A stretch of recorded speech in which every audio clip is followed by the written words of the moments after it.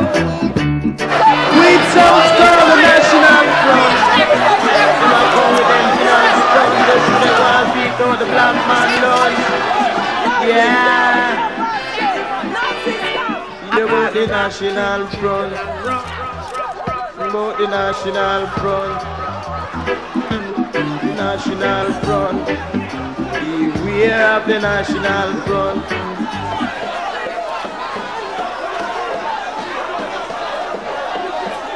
These people, they're too sad.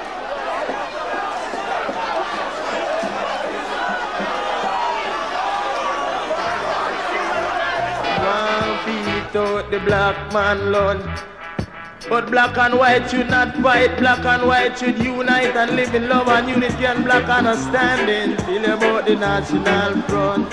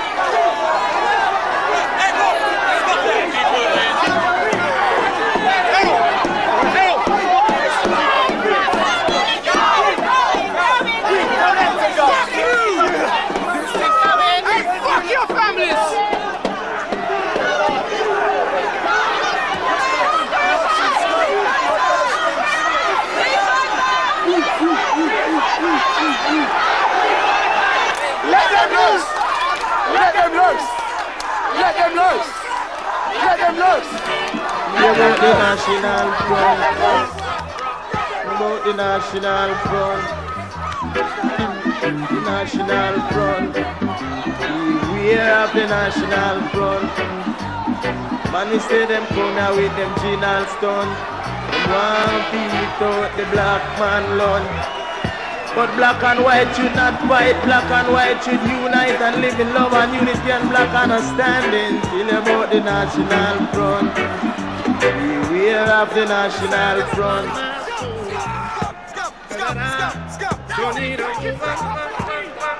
Man, you gotta walk my road and see a posse of them crowd. They want to fight you on. Yeah, National Front. Beware of the National Front. Feel about the National Front.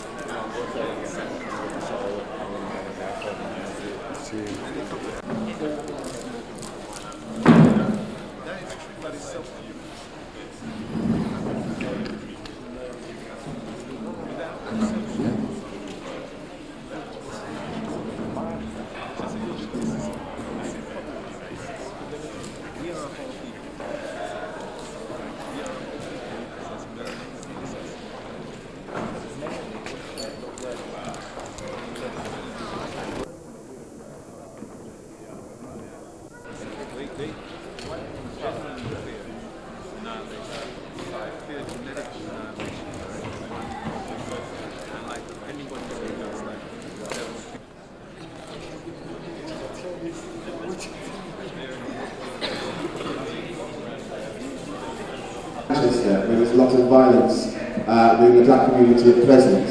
And we have Brother Kofi here, who's just a little bit of input around that. And you're quite free to ask questions after he's done that. We basically fill the time. I want you to get involved in the discussion. It's not a meeting for the panel to speak to you. You know, we're here in the heart of Brixton. which is very symbolic to black people. Most of you actually live in Brixton or actually live in, or live in the surrounding area. So I want to give you the opportunity to speak, to talk about the situation you as black people find yourselves in. So it'll be a two-way process. You'll also have time to give feedback and raise questions without Sharpton in your eyes too. Speakers have done so well they've eaten into our topic. I'm here really to give you an idea of what racism is like in Britain today. Our son was attacked by 15 white youths, and my eldest son died, and they persisted in the attack and chased my other son, and he came back to find his brother dead.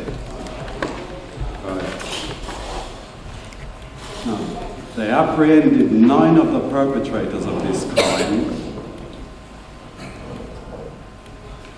and actually dismissed 5 of them on a technicality. 1 has actually been through the courts and been charged for murder, and the other 3 got approximately 100-hour community service. Right. On an analogy, there's no evidence at all against the Cardiff 3, Birmingham, the Tottenham 3. Yet these people are in prison. Right. Is there a hidden agenda for black people? Die or go to prison, I say to myself. Yes. Now, we've been campaigning ever since February, and there are certain aims and objectives which I would like black people and anybody in this audience to help us with. We are permanently demonstrating to close down the BNP headquarters in Welling. We are fundraising and would like to bring a private prosecution to the 5 perpetrators of this crime that got let off on a technicality. I agree with this brother down there. He actually was talking about my son and what we should do towards protecting our children. I went on record the other day on television by saying, I was asked a question, will there be reprisals? I said to the reporter that I wouldn't advocate violence, but we must do whatever is necessary to make sure that our people are free and alive.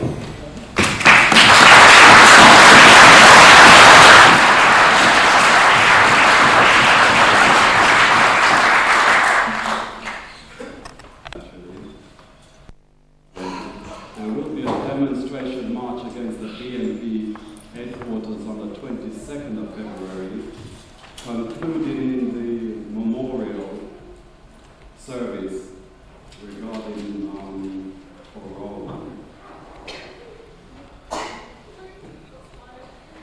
There are several different angles I can come from in my speech because it's been torn to pieces now.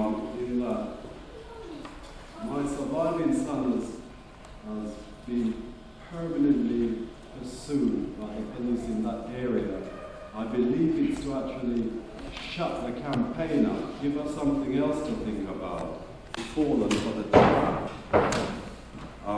My son has been on approximately 4 jumped-up charges that has been thrown out of court, and you can imagine the psychological trauma that my other son is going through at present. I hope we get as much support for our campaign as possible to help, because it has got so bad that I'm actually chairing our campaign now. People are falling away by the wayside because the media attention isn't there. he's one of the only men that are still helping and Benny and people like that. My wife is very prominent in our campaign. Family members are very prominent in our campaign. All the other people initially are basically falling away gradually. I would like to invite anybody who are interested in the cause, and especially our campaign, to join our campaign and help as much as you can.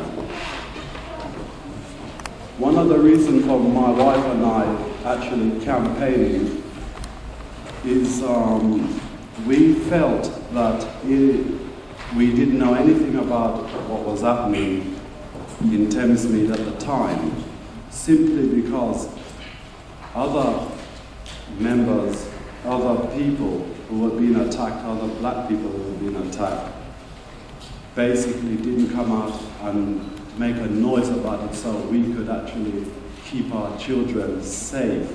Because I believe if I had known what Thamesmead area was like, we wouldn't have allowed our sons to be so vulnerable. And that's why my wife and I are campaigning, because to save our guilt trip, we feel guilty, we would feel guilty if we hadn't come out and do something about it. And some other tragedy like Orville Blair died after Roland in Thamesmead.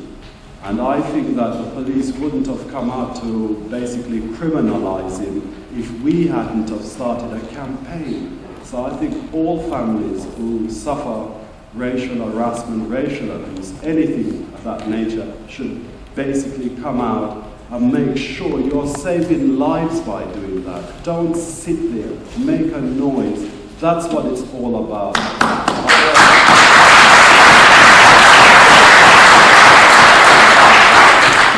A matter of fact, Malcolm X says, it's the inch that squeaks get oiled.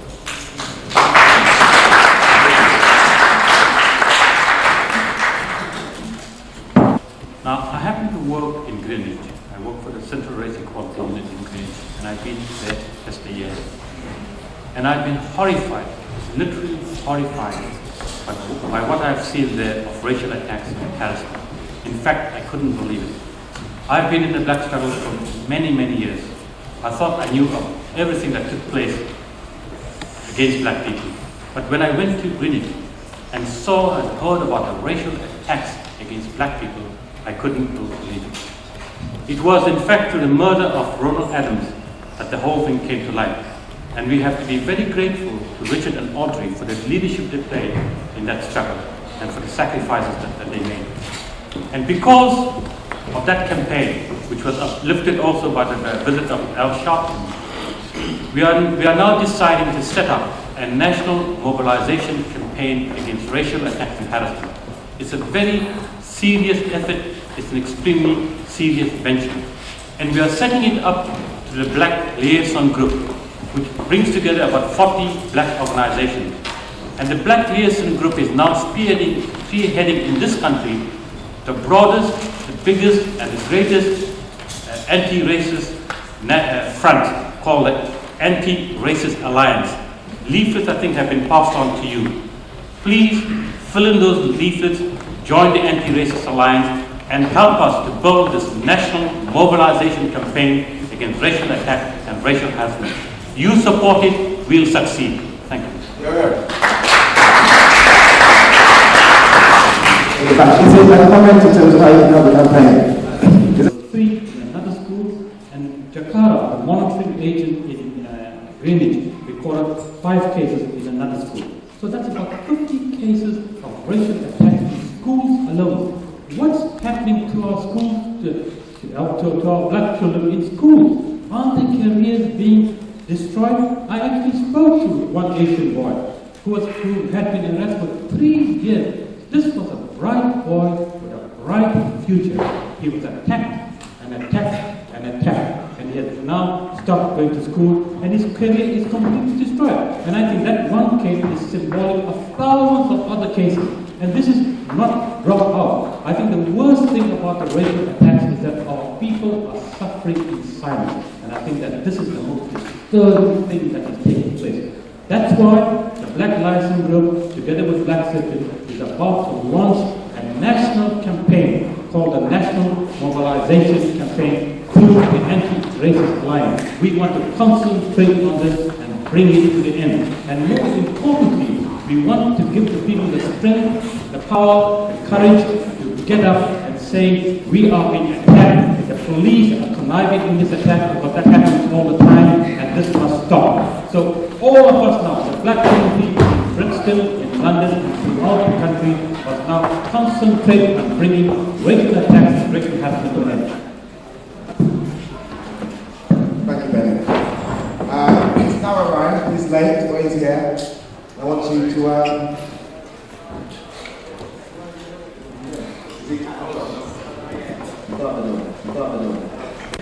I'd like to start with the question of the immigration bill that someone was speaking about, and the question of fighting racist attacks, because I think there's a connection. Because I think what the government are trying to do is go to people and essentially say there's too much unemployment, there's too much homelessness, etc., etc. Who do you blame? Let's blame black people. That's essentially what they're trying to do. That's what the immigration bill is about.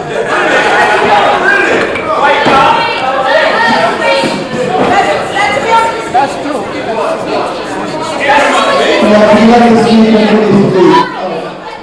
this your idea of how you protect women? So they can shut up and sit down. I said, really? Right. It's a lecture, isn't it? Yes, really. That's what the government are trying to do. Now, to be honest, I think if you look at all the gutter press today, they're coming out of all the headlines, the Sun, the Daily Mail, absolutely disgusted in terms of immigration, too many black people here. Now, to be honest, I want to see the government blamed for unemployment. I want to see the government blamed for the cuts. I want to see the government blamed for the poll tax. Actually, that's my interest, to get rid of this bloody Tory government, not to join in with them in their attacks on black people in this country. And that's why, to be honest, I do think it's important that we don't just lump all white people together. I don't think I'm as bad as some in the National Front. I'm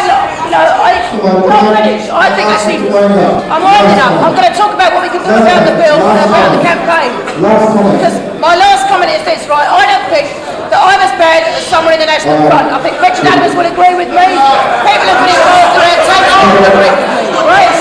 And if we... Can I finish? And if we want to fight... I'm going to make a last sentence if you give me a chance. I'm not. I've got that much to say. Come on, I will finish if you give me a chance. Right. If you want to fight this immigration bill, you can either fight it as 4% of the population on your own, or you can fight it by actually saying to white people, you want to see this government defeated, you want to see unemployment defeated, you want to see the Tories out. Actually, that means you don't blame black people, it means black and white unite. This is the respect for black people. That says it all.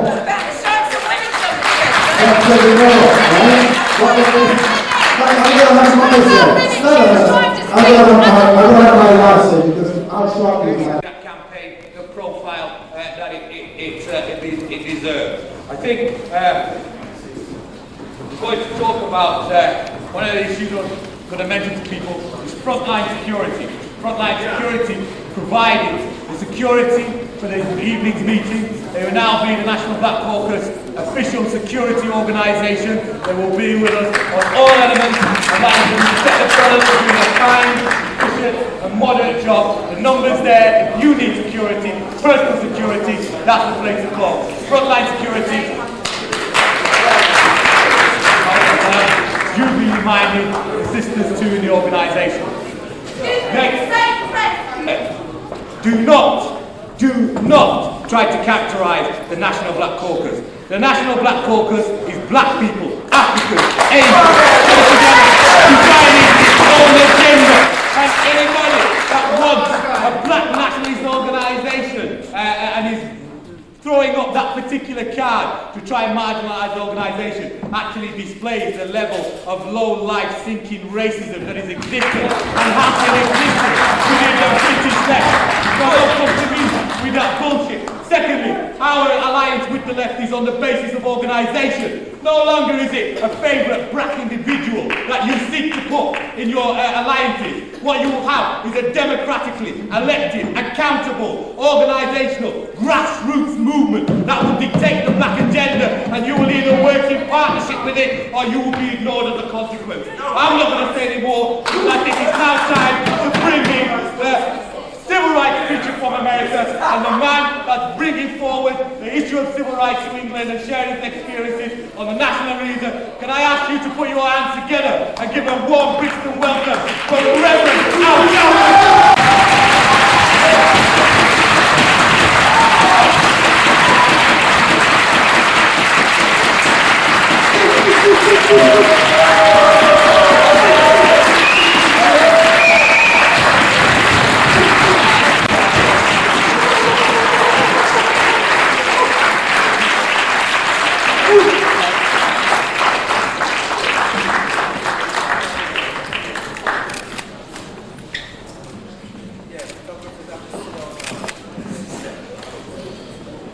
Thank you. Certainly I'm happy to be here tonight. Certainly happy to be with fellow fighters of racism.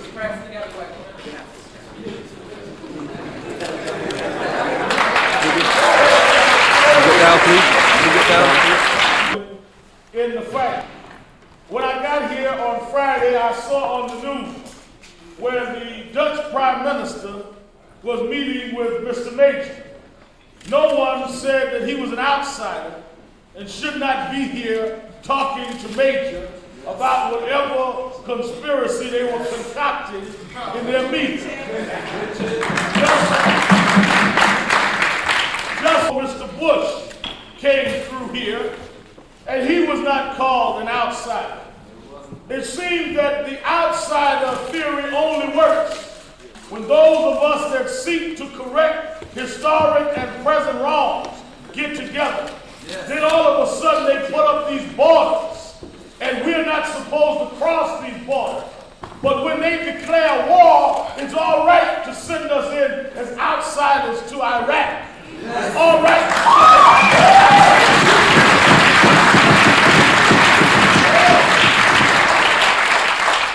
If I can go to the Persian Gulf to protect oil, I can come to London to stand up for Roland Adams.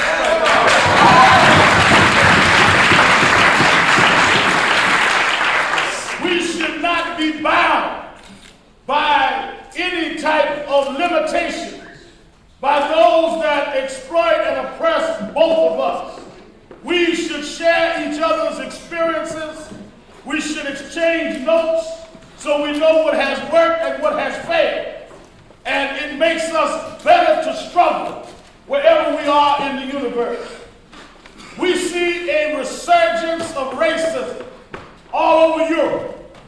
There was just those that came and talked about how in East Germany, blacks are being beaten and killed almost on a weekly basis. In France, the same thing has happened. Here in the UK, you have a multiple amount of cases that are now before the courts, from Cardiff to London to the Dean family, who we're dealing with in East London tonight. Yet, the media acts like we all are having some hallucinations about racism. And isn't it getting better? So they don't beat you with a whip, they beat you with a bat. So they call that progress. You don't get both legs broke, they break one leg and one arm. And they call that progress. Progress is to stop the racial beatings at all. Progress is if a white mob kills Roland Adams, then a white mob should go to jail. Not one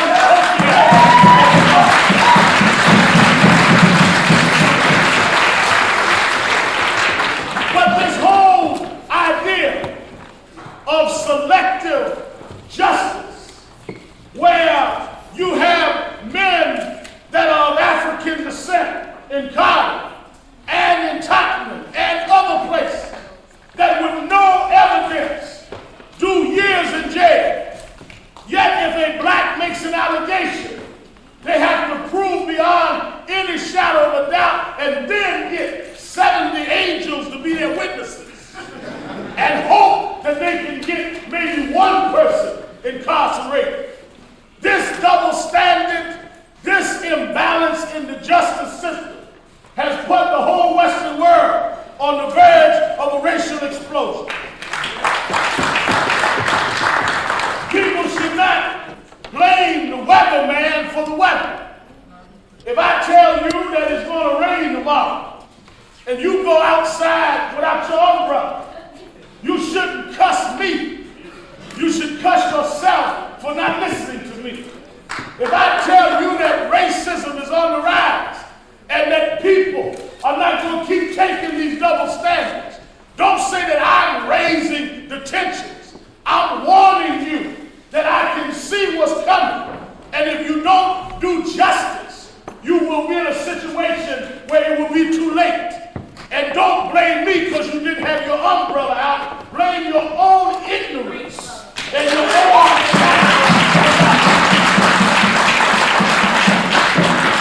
and what so much people will take before they explode.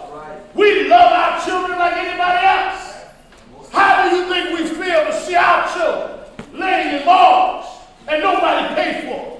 How do you think we feel seeing our children laying in hospitals and the courts keep letting their assailants walk like nothing happened? How do you think our mothers feel visiting their innocent sons in jail when guilty people are walking the streets? Yes. This is a shame and a disgrace that people have to suffer, and then they're accused of making trouble when they open up their mouths about the suffering. No, we are not the troublemakers. We're the trouble breakers.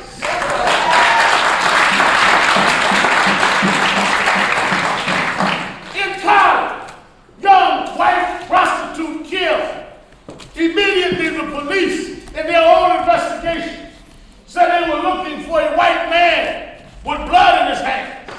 By some magic, they go from a white man with bloody hands to 3 black men with no blood nowhere, and arrest, indict, and convict them, despite the fact that evidence pointed the other way, despite the fact they clearly was not even in the area. And they call this justice. The same is happening all over the United Kingdom. And rather than deal with the whole level and pattern of racism and injustice, they rather scapegoat by talking about the personalities that will fight rather than the system that has failed. The fact of the matter is, if they do not want people to agitate, then they ought to quit doing things that people agitate about. But as long as there is wrong, there will be people like us that will fight wrong.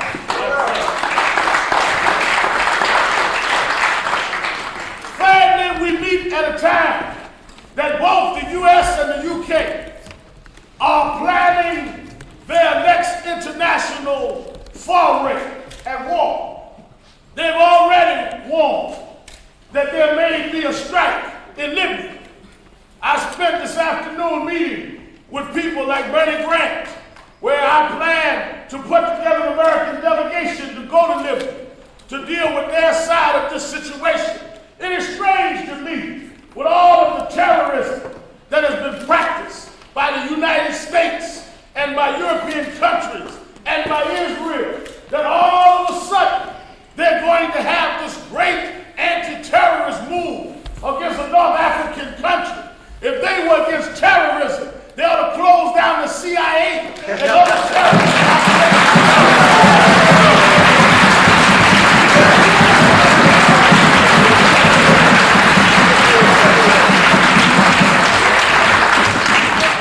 And then to come and say, well, what do you have to do with it, Reverend? We got everything to do with it.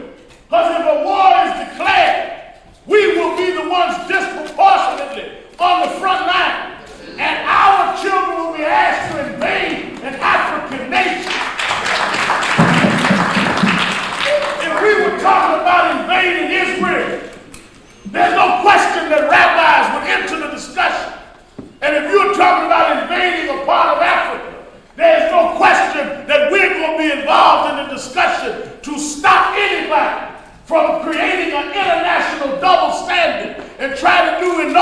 Africa, which you have not done to terrorists right here in the United Kingdom. The same threat is at North Korea.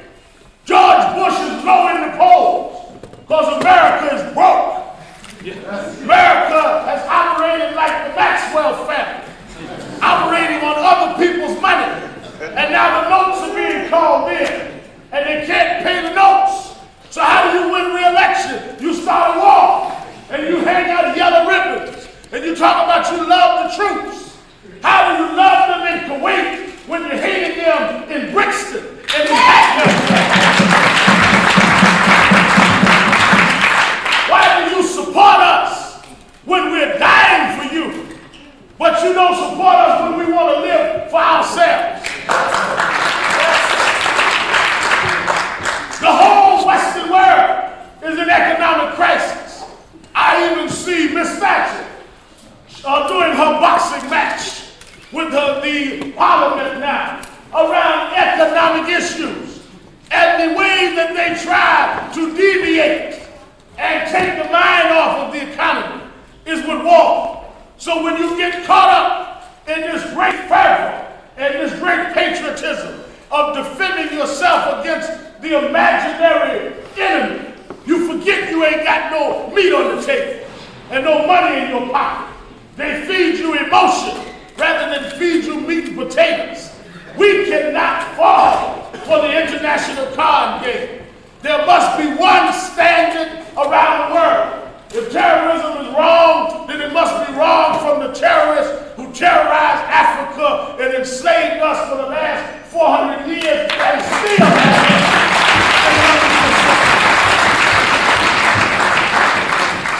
It is really amazing to me, the arrogance of the United States and England to preach morality to the world when they have championed an immoral relationship with all of the developing countries that they underdeveloped in the first place.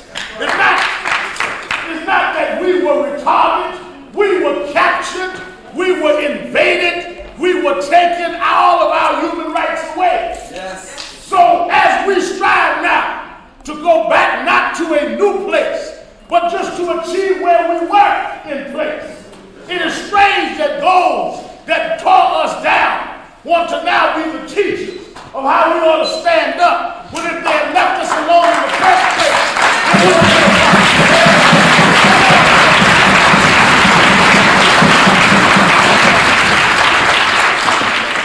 The only thing that matters and the only thing that will work in resolving these problems is mass action.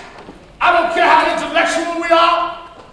I don't care what our philosophies are. If we are not willing to put into action a movement to resist this and resist the rise of racism, we will be further and further in a situation that will kill us, exploit us, and oppress us.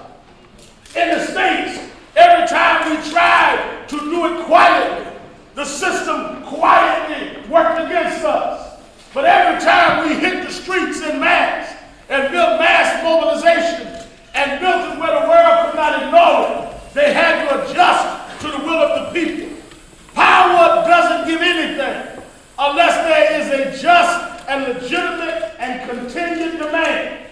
Forces against racism, progressive forces in this country need to unite. I said in Cardiff yesterday, we need to see a national march in this country to deal with the situation of an imbalance in the judicial system. We need to march down by the thousands to Downing Street. We need to go by Buckingham Palace. And while they change the guard, we need to tell them to change the system.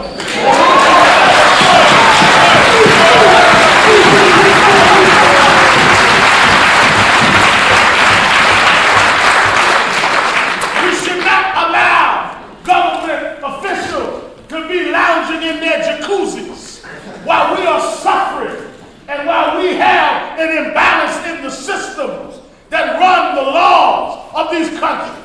Same thing that happened to Roland Allen happened to Yusuf Hawkins. Same identical thing happened to the Central Park kids, happened to to the Tottenham Three. Same thing with the Cardiff Three. We are looking at a Western world that has gone crazy when it deals with the level of justice for black people and people of color and progressive forces around the world. We must rise up and fight them together. Otherwise, we will all die apart as fools. And we cannot be limited by the borders of nations that kidnapped us. We must be united by the blood and the philosophy and the quest for freedom and liberation. I challenge every one of you, as I have throughout this tour, to search yourself and find the talent that you have. Whatever it is, some can speak and be out front. Others do behind the scenes work. It doesn't matter. But something that you uniquely can do, you must do. Because time has come now for good men and women to come to the forefront and redirect the destiny of this world in which we live. All of us have heroes. All of us have role models that we have looked up to in life. Imagine if your role model, if your hero came and spoke with you. Could you really tell them that you have done all that you could do? Imagine if Malcolm or Martin King or Marcus Garvey or whomever it is that you looked up to came and asked you, brother or sister, have you done everything you could to vindicate the fact that I lived and died to give you a chance? If you can't honestly tell yourself that, you ought to leave this hall tonight and go to work hard.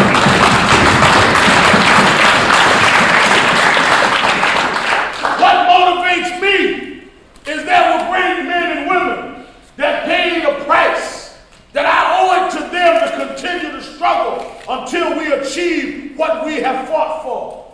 Malcolm stood up in Harlem one day and took 16 bullets, had 5 children. He loved his children just like you do your children. He would have wanted to see them grow up. He would have wanted to see which men his daughters married. But he gave up his life to teach pride and dignity and integrity to a people that it was robbed from. And I would not want to see Malcolm and say that I was too busy or too scared or too nervous to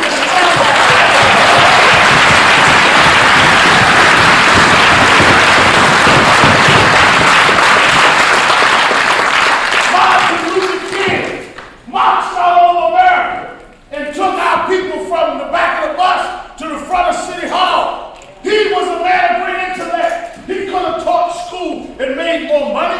He could have just written books and got the same amount of fame. But he put himself on the front line till a rifle blew his brains out. And he laid on a cold hotel balcony and died. So I would have the right, and you would have the right 20 years later to continue to struggle. I would not want to meet Dr. King and say I was too busy at a ball game or too busy running around socializing and partying to continue the fact that he shed his blood. I would want to say, Dr. King, we did the best we could to keep the fight going. My challenge to you is whatever your heroes were, imagine them giving you your report card. If you come up unsatisfactory, then you know you got work to do. The harvest is right. The labors are few. The Adams are here. The Cardiffs are here. The cases are here. Where are the records? Are we too busy ego tripping between organizations? Are we too busy backbiting and backstabbing and finding excuses and finding fault with each other that we won't really face the real giant enemy to all of us? We can find cause not to be together, but can we find cause to fight those that exploit and oppress all of us? My challenge is that despite whatever differences we have, our real difference is those that have rose to power and wealth on the backs of our people and on the backs of people around the world. It is better to rid ourselves of them and bring the people into power, and we can then settle our differences once we build a new day and a new nation.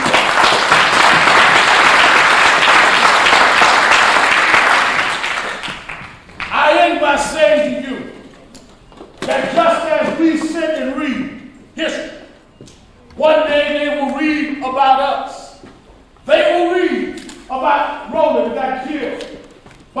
a vicious, racist mob. They will read about the incarceration of innocent men. History will recall that we had these rallies and we had these meetings. But the only thing that is left out of the paragraph is how we respond. Were we able to get over our egos? Were we able to get over ourselves and turn history toward the progressive way? Were we able to meet the challenges of our time? Many of us are the first or second generation of educated people that have more tools to work with than those that came before us. Did they die for nothing to give us those tools? Or will we use those tools to do an even better job and elevate us to an even higher place? Our challenge is, let's write history. Forget about the daily press.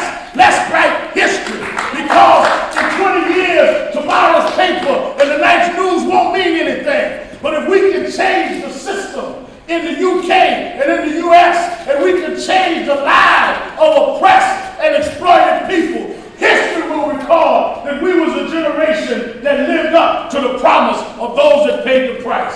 Thank you.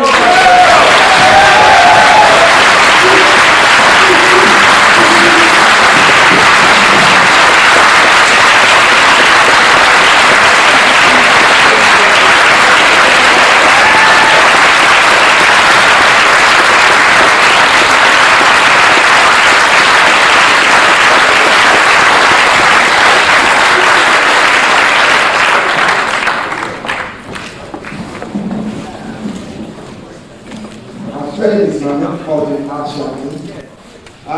Any question other than our 10 minutes? I want people to be brief, succinct, to the point, no grand speeches, but look, we're planning a strategy for the deliverance of the oppression we face. So I want people to take it seriously. But at the back, start. Yeah, I want to make this comment before the Reverend spoke, but I would like to thank him very much for his contribution. And if he had this information, I'm sure he would have made good use of it. The #1 face racist in France, Le Pen, is coming to this country next month to meet all his cronies, and I'm sure he will be meeting his girlfriend, Margaret Thatcher, as well. Yes. He's coming to continue the alliance between the British racists, the French racists, and the German racists. They are continuing and building their alliance for 1992. The second point I wanted to make is the sister asked about racial attacks. Is it a new thing? Is it continuing? Or is it just beginning? Or is it been going on for a long time? Now, it has been going on ever since African people landed in this country. One of the ways that we can solve this problem of racial attacks is a way that has already been implemented by us. I know, I have personal knowledge of the people in the 1959-60 who were under attack in Ladbroke Grove area. Now, you will not read this in the press anywhere. You will not see this in the history books. But I know that those people killed 1, 2, 10, 20 of those same racists who are attacking us. And that is the solution to the problem. I'm not saying that we should not march. I'm not saying that we should not speak. I'm not saying we should not picket. Because all of that is part of the solution. But the major solution is the one that they will be more silent about. They do not want to tell us that we are fighting back. They do not want us to know that we are fighting back. They want us to know that we are being killed, and I want us to know that we are fighting back and we are killing just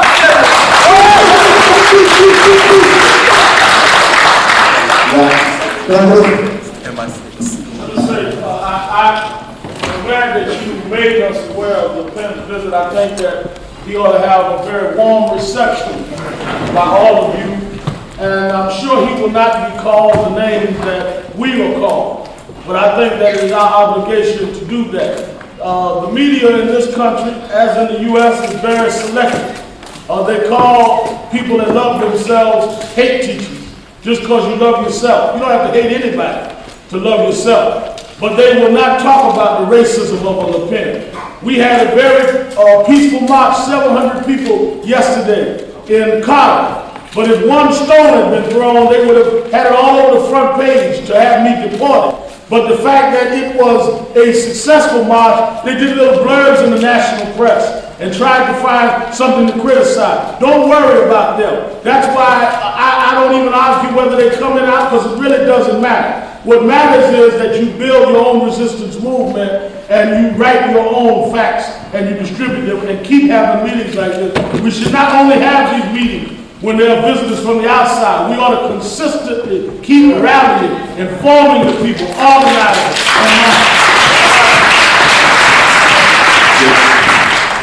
Just questions, not statements. Questions. So if you've got statements, put your hand on that. Yeah, I've got two questions really for my brother here, sir. First thing, you mentioned that everybody's supposed to look to somebody like a role model, you know, when they're talking about finding themselves and real. What are the well, I'm sorry, I can't check my voice in the back and say it. Louder, brother. I want to know what do you think? What would you say to people who haven't got that kind of role model? Because you've got to consider so that in Britain, it's not so easy to find somebody you can look up to in prominent English life like you have in America. So how would you explain to people who don't have that kind of role model, right? And can I ask you something? Charlotte, can I ask this one? The system as well. Now, can I ask you, what would you put in its place? Okay. First question was, in Britain, you may not have the role models that are known in the States. And what would you do to those that don't have those role models to look up to?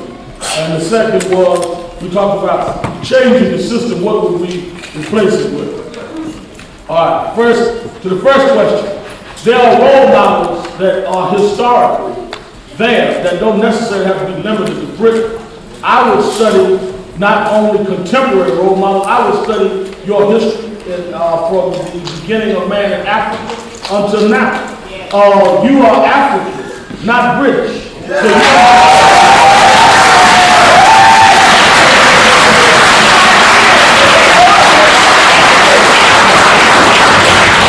So you don't have to limit your role models to proper Englishmen, as you said.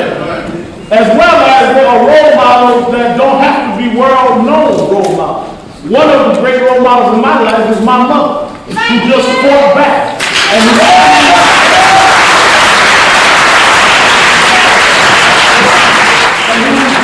accept a designated inferior position in society. So you can choose role models that may not be known to anybody but you know they represent the qualities that you respect and the qualities that are related and the qualities that you respect. Second question, what I would do in terms of the system is there have been great civilizations that function in harmony. I would replace them with that type of communal, progressive living where everyone had equal protection under the law. The language of this system suggests some of that. All this system has to do is live up to what it said, and it would radically change itself. But it doesn't do what it says it will do. It talks about equal protection under the law. It talks about the sovereignty of man, but it does not demonstrate that. So these people know exactly what human living is. It's practice, enforcing that practice that is our challenge. But I would use all of the great civilizations that function with balance, that function with harmony among people, that did not have all of the problems that we have. I would use them as the model of the system that I would build, based on mutual respect for people and the rights of people, and that not be distinguished by the color of their skin or by their wealth, but every human being having the right and their lives valued and treated in a proper and respectful manner. It is really not that difficult. It's only hard for those that are greedy and those that want power over everyone else's lives.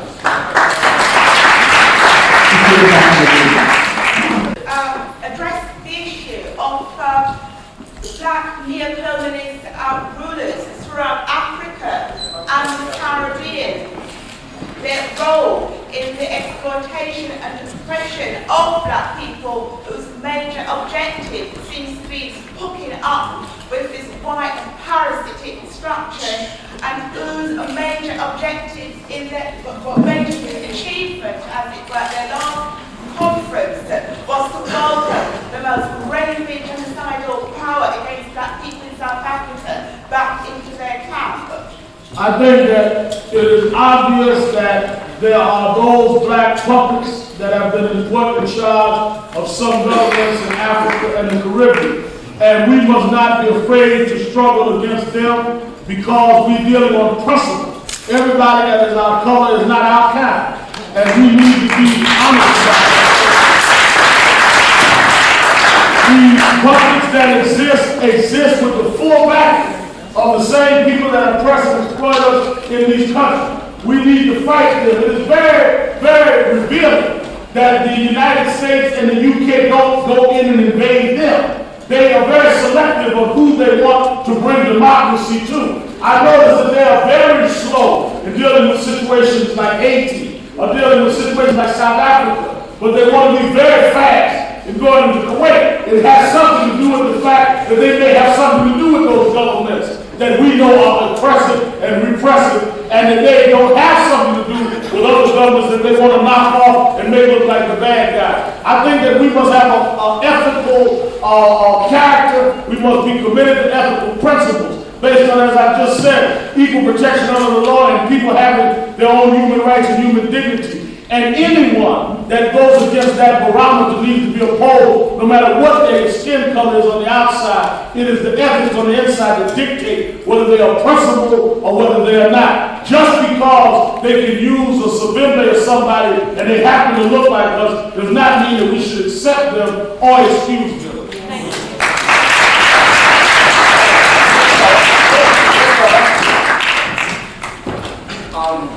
Reverend Sharpton, great reverence for you and respect for you to be able to stand up in the time that was saying, speak out for people's rights.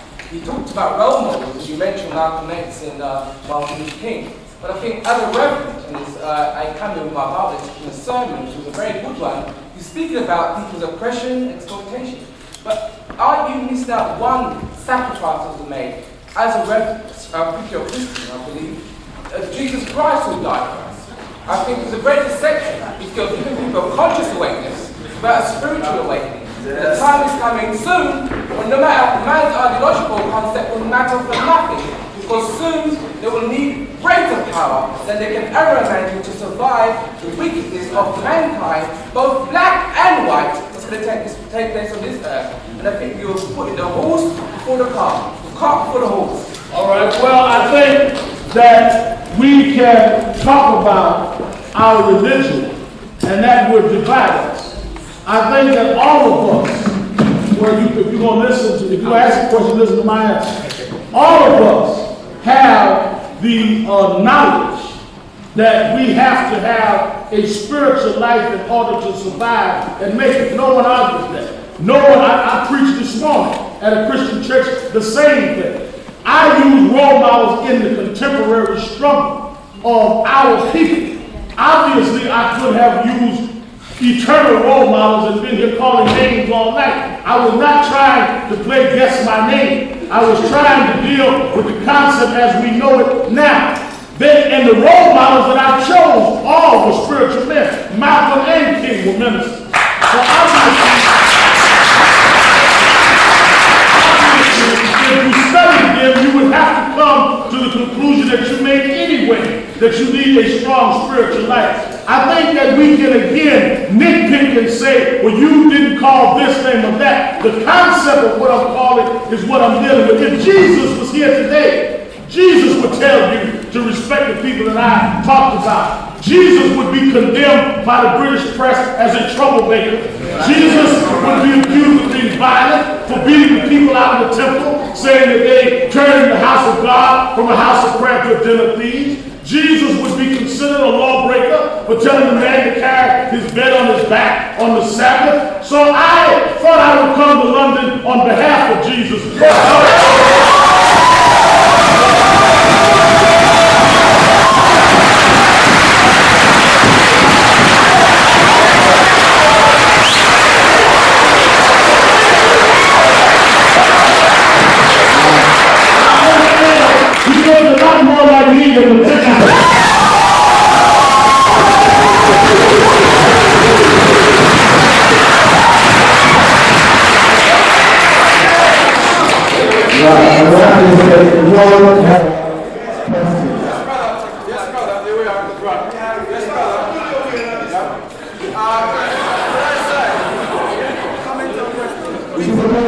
Yes. It's a question. Okay. One thing we forgot to do, as I said earlier, a resident here was chair of the defense campaign here that took place after the uprisings in 81 and 85. And on behalf of local people, I'd like to welcome you to Brixton. Because as African people, we like to say welcome when we have distinguished visitors. I would like to ask you to report for us the situation that is happening in your home situation. Because information tends to be filtered through the national media. What is the situation on the Tirana ruling case? What is happening about Crown Heights? I'd like us to remind people again, this is 10 years since the New Cross fire. 13 dead, nothing said. It's 10 years since the 81 uprising. 6 years since Cherry Groves and since the Broadwater Farm affairs. These things are things we have to keep in our minds. They're happening every day. What is happening with your situation there? Thank you. First of all, I thank you for your welcome, and I salute your work around the Defense Committee. In Tawana Brothers' case, the world was told that Tawana lied by a prosecutor. The people that we identified and called by name sued one person. It was strange that we called 3 names, 3 policemen. 2 of them said forget about it, and one said well he would sue. When he got into court and we said we wanted to depose him, he refused to testify. So the court let it lay there for the last 2 years. So now we are suing because we want to force his testimony, because once automatic gets him to be deposed, we know we can tear up his so-called alibi and then go back and have him criminally indicted. It is very strange, it should be, that even people that don't want to believe Tawana, why won't you pursue damages against me and Maddox and Mason since you filed it? Are they being that kind and benevolent, or do they really know that they got over on a case like that? What has happened subsequent to her case is a young black lady in St. John's University in New York was raped by 5 young, wealthy, white preppers.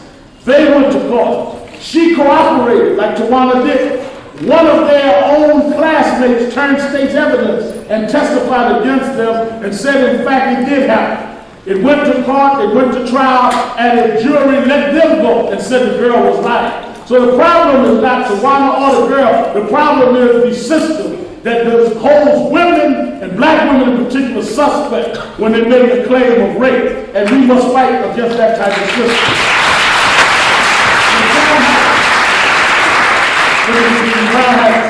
Crown Heights, the situation is a young boy was killed, young woman permanently damaged, both 7 years old, by a Rebbe police escort. The Rebbe, who is the head of the Hasidic Jewish sect, is the only one to get a police escort in the city of New York. Even the Catholic car doesn't get one. It has now been proven that the driver of the Rebbe's car didn't even have a license. We went into court and refused to indict, which they would indict anybody for an accident when you didn't even have a license to drive the car. We even went to Israel to attempt to serve him. We served the American consulate there, came back to the court. The court said that was attempt enough. They let us serve papers on the Grand Rebbe, and we waited to go to civil trial against the Grand Rebbe at this time.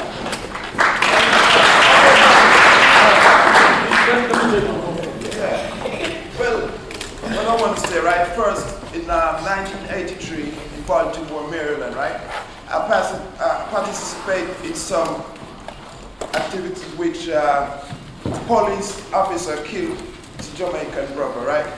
And what the outcome of it, they put me in some chop-up charge and put me away so I can't prolong. Like I was like the forerunner, me and my brother and some other guys. And they put me away, and the state, after we in the process of suing the whole Baltimore police force, the state come together with the guy's family and the solicitor that I took, which is all black, to represent the case, right? They put me away and sold out the case. They pay off the guy's family, right? Just to keep it quiet. So while I was inside, right? So, but to me, I'm very timid now to join all these black organizations. I want to join an organization that I know these people is now selling out, are they real soldiers, you understand what I mean? So that's already timid now, I want to help. But I'm very timid, sake of that, because of that, my mom go to jail. In the process of that, my mom never go to jail before. My 9 brothers up to now, every time I travel anywhere, they ask me, they say, go back to the state, I'm coming like, you know, they want to, FBI been hunting me down, and, you know, me, I'm on a personal fire from the police, shot to shot, and I'm scared. You understand what I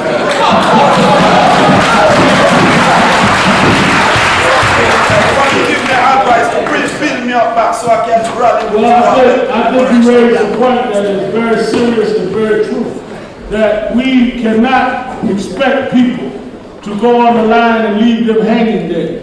But there must, and it has happened to me, brother. I have gone to fight for people that end up fighting me, that I was fighting for them. But you must have enough conviction in yourself that you are right and that you're doing what you have to do. I fight because I couldn't live with myself any other way. And that conviction is stronger than anybody crossing me.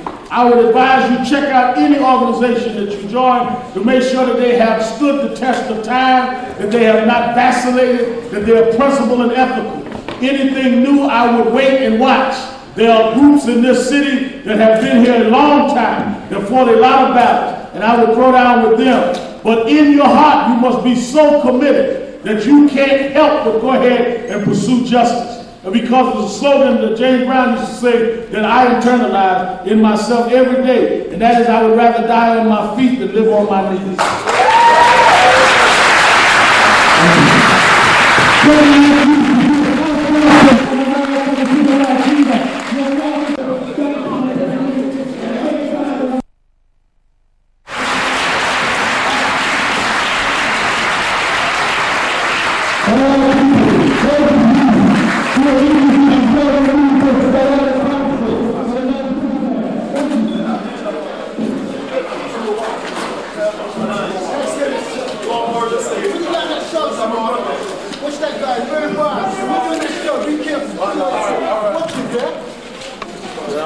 Respect. Sorry, take care. Okay, What time? 10 to 12. 10 to 12, all right. Sitting waiting. All right. Take care of yourself. And you too. God bless you, yeah? All right, and you take care. Bye.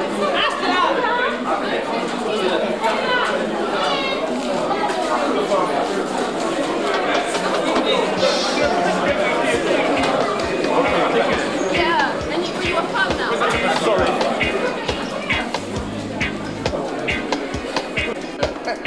Oh man, what is it? Dark brown shade of my skin. Only add colors to my tears. That splash against my hollow bones. That I rock my soul.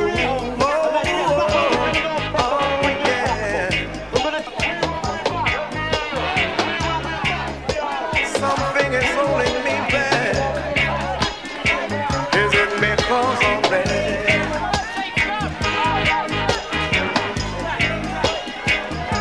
Oh yeah. Something is holding me back. Is it because of that?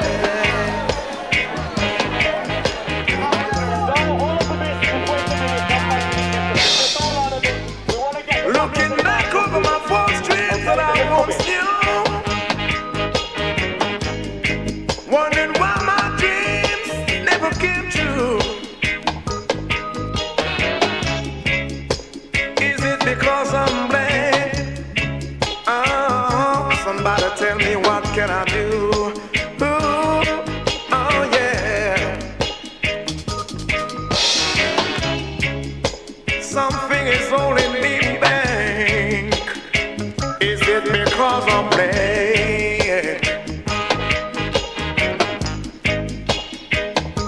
Yeah.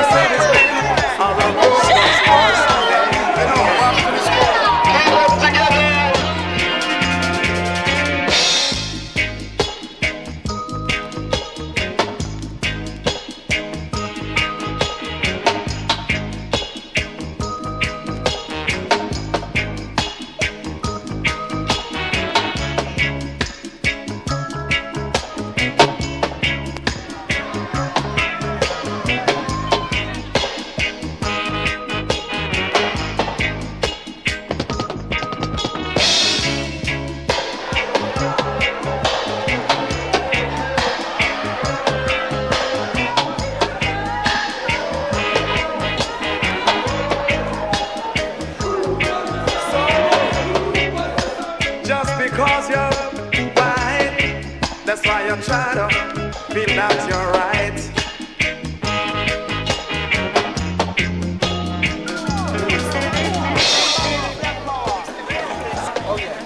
Nice and tight, people. Forward. Don't just smile. We'll be back. Forward.